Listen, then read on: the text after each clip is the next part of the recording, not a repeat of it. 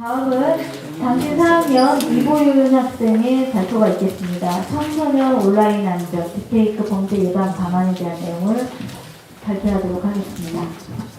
안녕하세요. 세안대학교 통합서비스학과 이보윤입니다. 오늘 저는 청소년 온라인 안전 딥페이크 범죄 예방 방안에 대해 발표하겠습니다. 최근 인공지능의 기술의 발전과 함께 딥페이크 범죄가 급증하고 있으며 특히 청소년이 주로 피해 대상이 되고 있습니다. 이에 대한 효과적인 예방 방안을 함께 살펴보도록 하겠습니다. 먼저 딥페이크에 대해서 알아보겠습니다. 딥페이크는 딥러닝, 즉 심층학습 기반의 영상과 음성 합성의 기술입니다. 생성적 적대 신경망 기술을 활용하여 실제와 거의 구분이 불가능한 합성물을 만들어냅니다. 이 기술은 영화나 광고 등 긍정적인 분야에서도 활용되지만 최근에는 불법 음란물 제작이나 허위정보 유포 같은 범죄에 악용되는 사례가 크게 증가하고 있습니다. 제 논문의 연구 목적은 크게 두 가지입니다. 첫째, 청소년을 대상으로 한 딥페이크 범죄의 형상을 분석하고 둘째, 이를 예방하기 위한 기술적, 교육적, 법적, 그리고 사회적 대응 방안을 제시하는 것입니다. 그렇다면 딥페이크 범죄가 얼마나 심각한 상황일까요? 한국인터넷진흥원 2024년 보고에 따르면 딥페이크 피해자의 60% 이상이 미성년자나 20대 초반의 청소년인 것으로 나타났습니다. 특히 불법 음란물 제작과 유포 사례가 급증하고 있으며 명예훼손이나 허위 유포 등 다양한 범죄에 악용되고 있습니다. 그런데 왜 하필이면 청소년이 특히 취약할까요?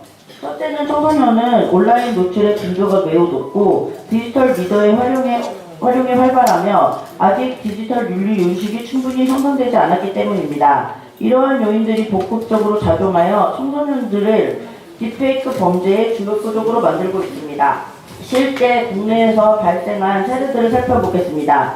2024년 서울 한 중학교에서는 특성 여학생의 얼굴을 음란물 영상으로 합성하여 유포한 사건이 발생했습니다. 이 사건으로 피해 학생은 극심한 정서적 충격을 받았고 학교 내에서는 집단 따돌림까지 겪게 되었습니다. 또 다른 사례로 한 고등학생의 사진이 SNS에 퍼지면서 음란물 사이트에 게시되는 사건이 발생하게 되어 사회적 공분을 일으켰습니다. 더 우려스러운 것은 BBC의 보도들입니다.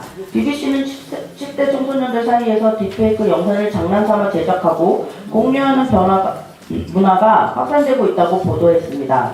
이는 단순히 범죄 행위의 문제가 아니라 청소년의 윤리 의식의 부재와 사회적 감시체계의 미흡함을 보여주는 사례입니다. 그렇다면 예방 방안이 무엇일까요? 첫 번째는 기술적 접근입니다. 딥페이크를 판시하는 기술의 가장 효과적인 것은 대응처리 중에 하나는 구글과 마이크로 같은 기업들이 이미 AI 모델을 개발하여서 위도 영상을 자동으로 식별하는 기술을 공개하였습니다. 국내에서도 과학기술정보통신부가 딥페이크 자동 탐지 시스템을 구축하는 사업을 추진하고 있습니다.